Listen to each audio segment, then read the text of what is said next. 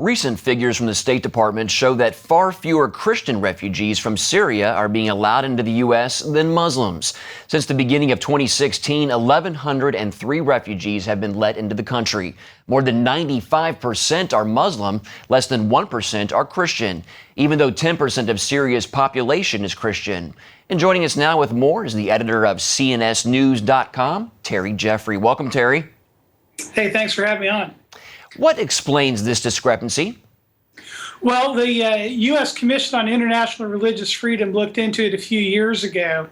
And what they determined was that because virtually all the refugees admitted to the United States come in through the UN High Commissioner of Refugees, that was preventing Christians from coming because the Christians were, number one, worried about moving out of Syria in the company of Sunni Muslims who may target them. And secondly, if they register with the UN, they were afraid that if they ever went back to Syria, they would be considered disloyal by the Assad regime if the Assad regime stayed in power.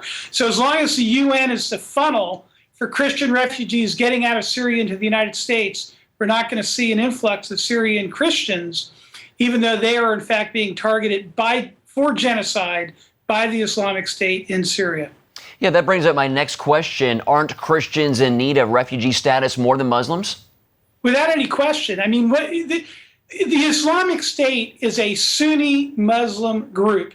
The Assad government is controlled by Alawites. Assad himself is an Alawite. That's an offshoot of Shia Islam. They're a minority themselves in the country.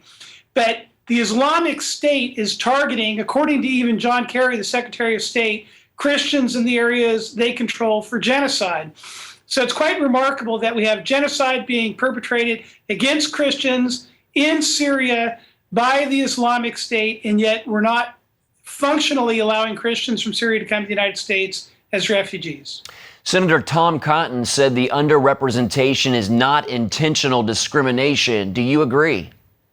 Yeah, I think that what USCIRF said, I take it that I think they're a very credible group, and I think what they said has to be taken as being correct. So this is a problem that at least can be partially fixed by the legislation that Tom Cotton has put up, which would allow Christians and other religious minorities to go directly to refugee resettlement centers backed by the United States that are not run by the United Nations, and would set aside up to 10,000 refugee slots per year for Christians and other religious minorities coming out of Syria.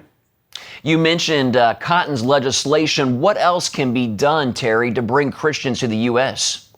Well, I think people have to be aware that this is happening and this is the problem.